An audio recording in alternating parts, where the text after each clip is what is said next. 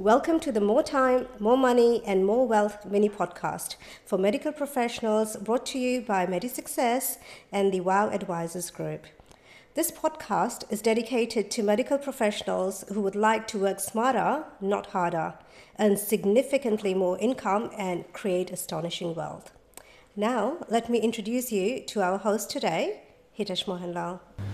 Hello and welcome to MediSuccess podcast number 12, and as you can see we're in a slightly different environment, slightly different background, and that's because I'm actually on annual leave right now and I'm away for a few days. This podcast was actually, or a previous podcast was recorded before, but due to technical reasons we were unable to put this out.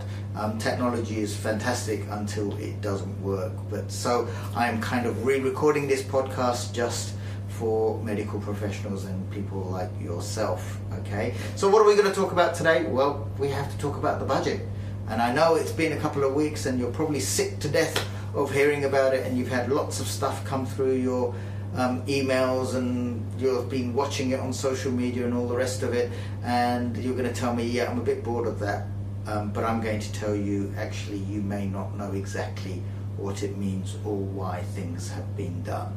So this budget is basically, this podcast is basically to discuss the three main changes that have been put through. What does it mean for you, and what do you now need to do? So let me go through those three changes, but before I do that, if you had read one of my blogs, I sent it out the next day after the budget, you would have got the impression I was quite angry.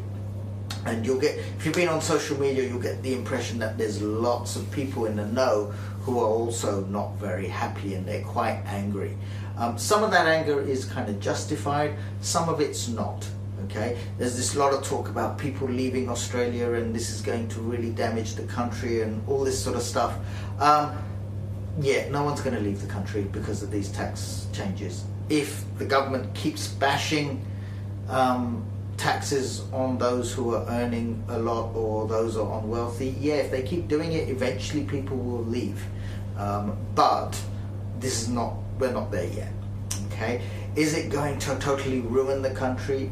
No, I don't think so. Is it going to take money away from you and give more to the government? Yes, it will. Question is, will they spend it wisely? And I'm not convinced they will.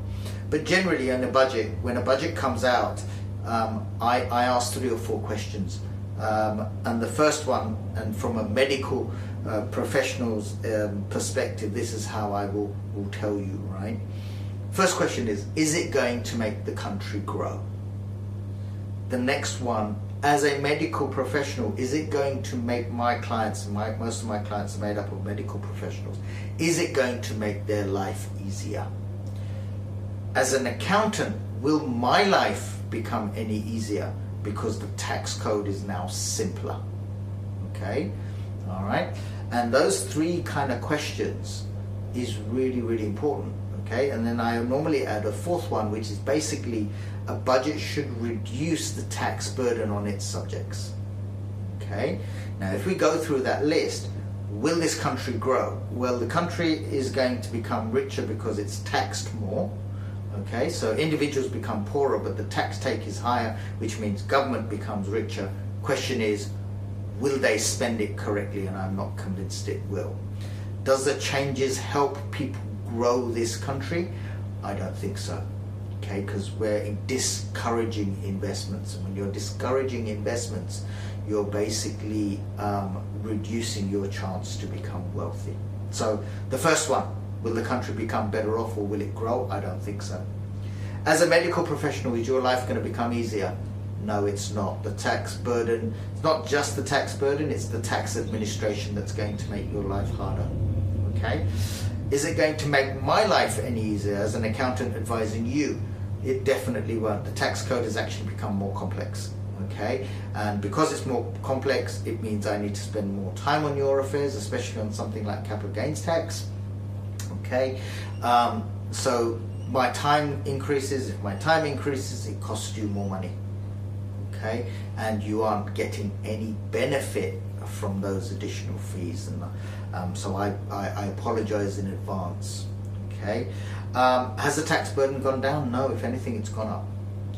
Okay, so because of all those failures in those questions, that's why you get this anger in some parts. Okay, so now let's go down to the three big changes that have been made in this budget. There was some smaller stuff. I'm not going to get involved in the smaller stuff. I'm only interested in that big ticket items. Okay, so the first one, negative gearing. Now, medical professionals love negative gearing. Okay, and that's because they have been told constantly by accountants that it reduces your tax bill, and anything that reduces tax bills is like a magnet to any medical professional. All right, okay, I'm going to tell you I have never been a fan of negative gearing, and the reason I've never been a fan of negative gearing is because, number one, it costs you more money, and number two, it has an impact on your wealth. Your ability to build wealth actually reduces. Okay, so let's take the first one. If you're negatively geared, and let's say you have an investment property where the rental income is less than the expenses, so you've made a loss. So let's say you've made a loss, all right, of $10,000.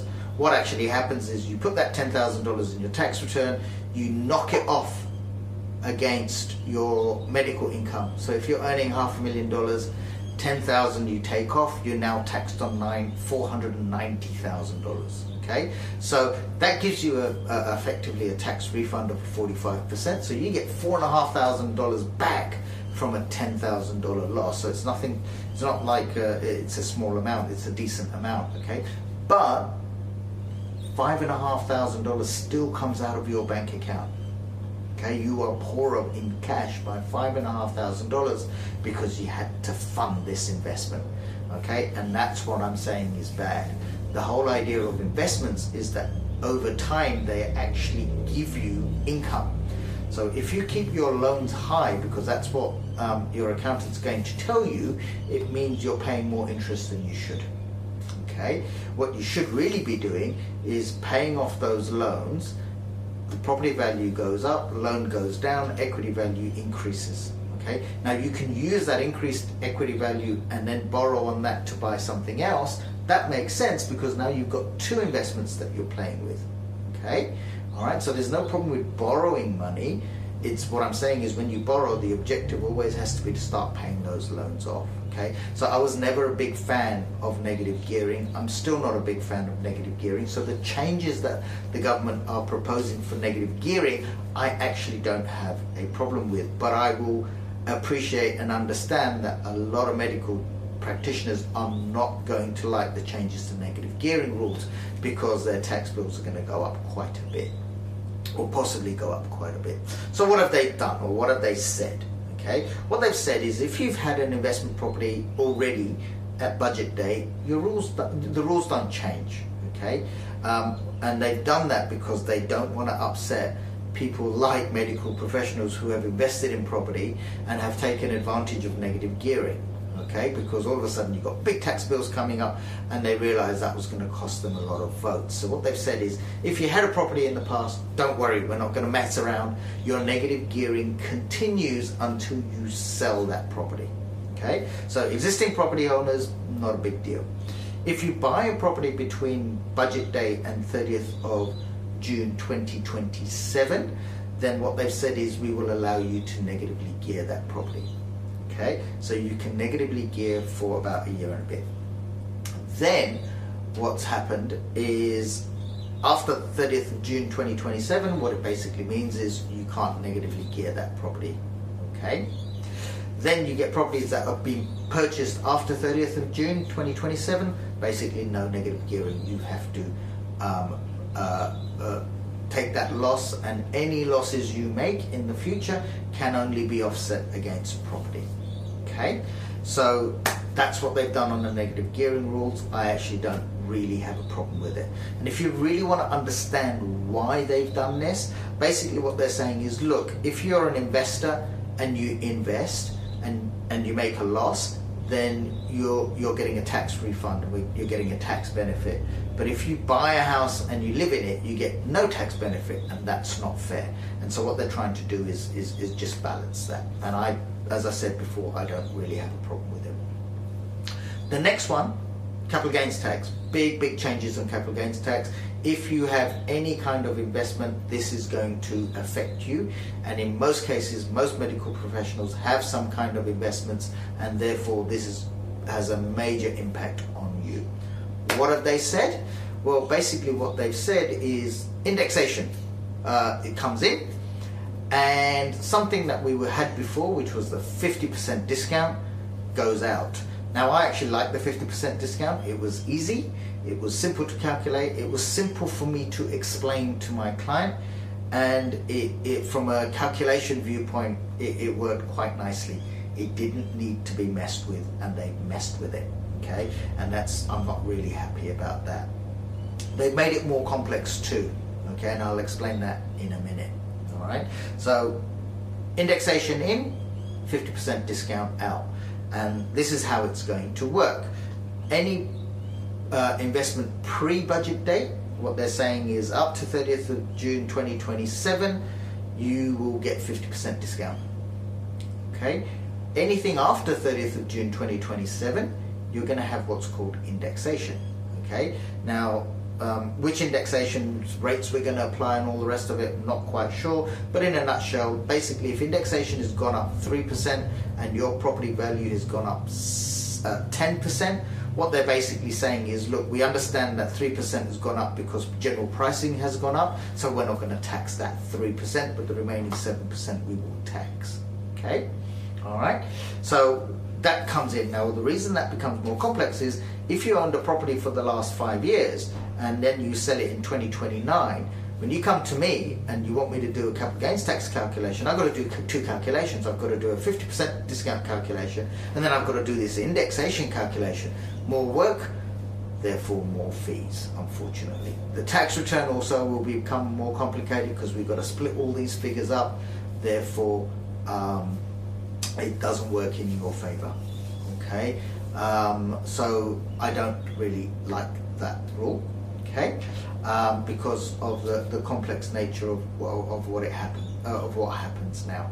Okay, if you buy a property between budget day and 30th of June 2027, you still get the 50% discount up to that point.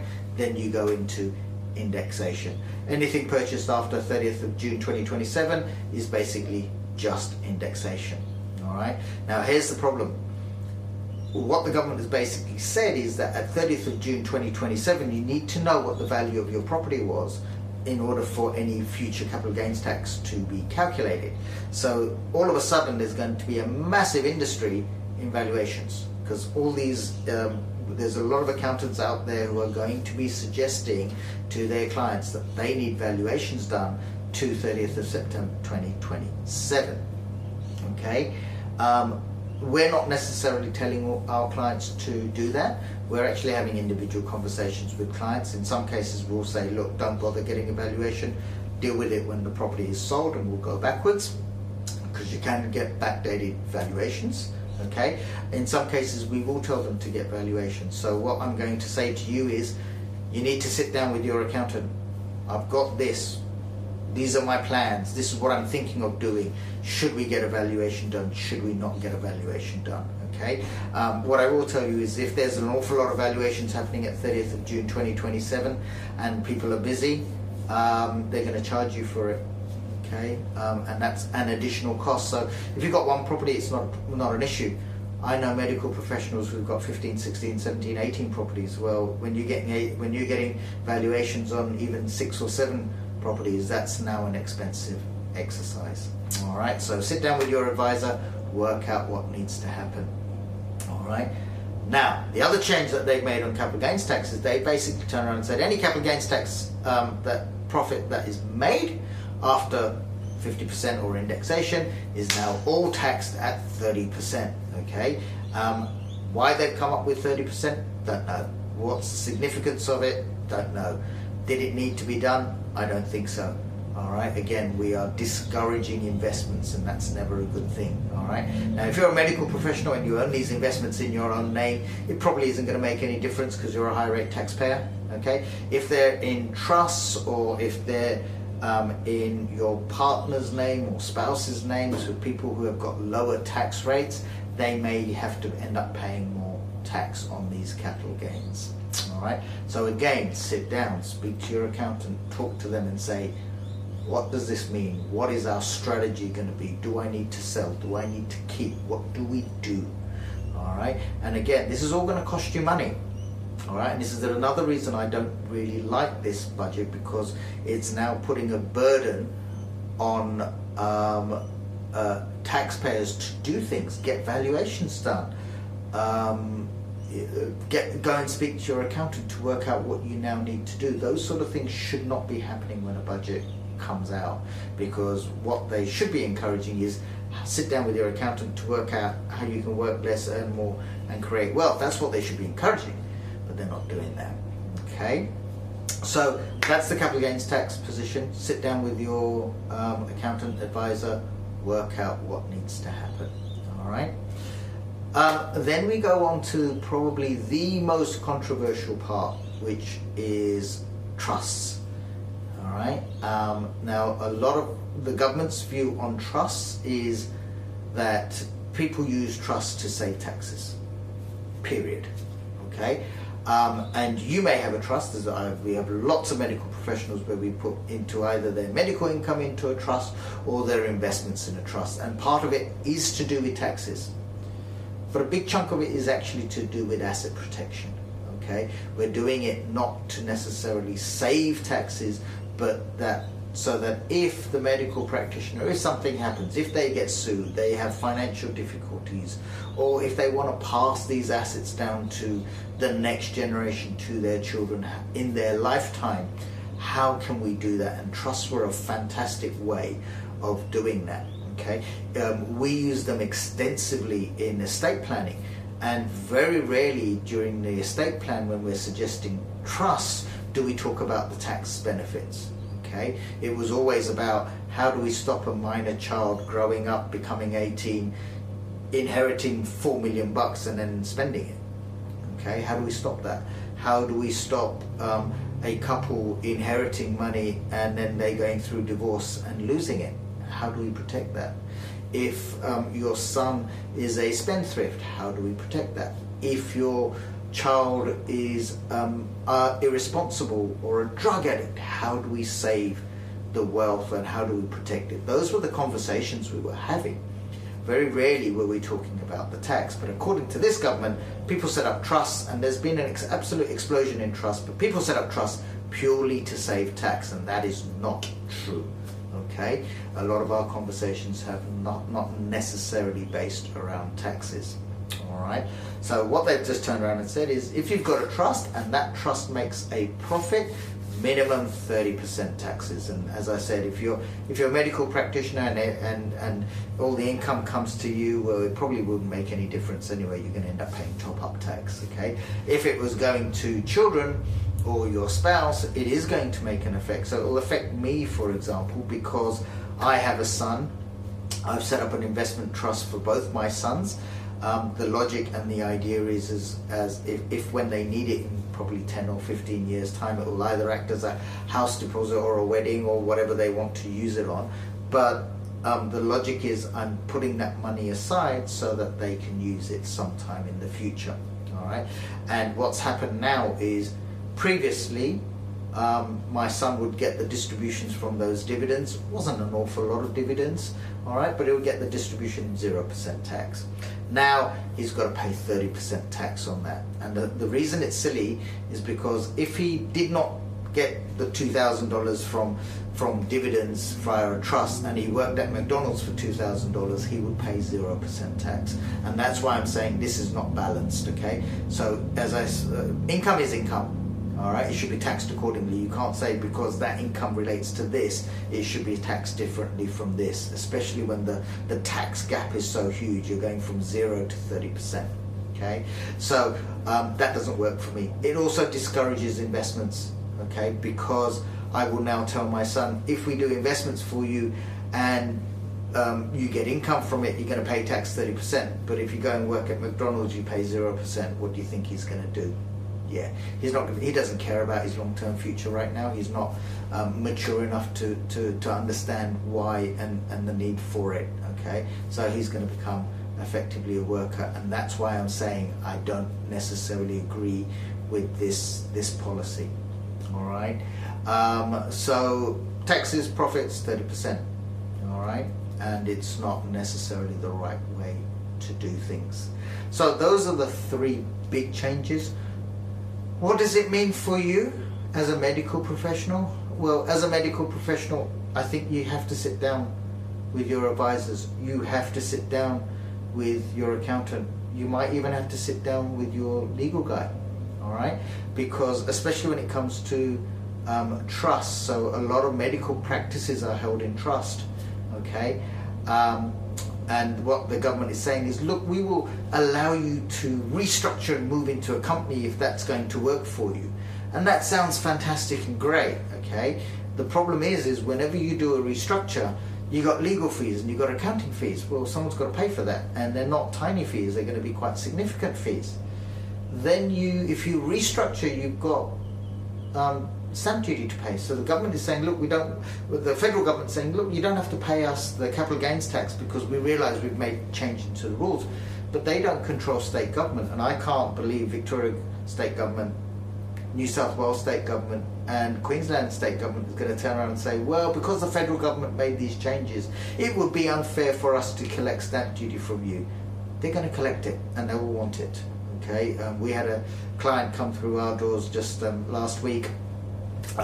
We thought they needed a restructure. We calculated the stamp duty. The stamp duty was $100,000. My client doesn't have $100,000 stashed away in the corner where they can pay stamp duty. And now we're in a quandary as to what we really do.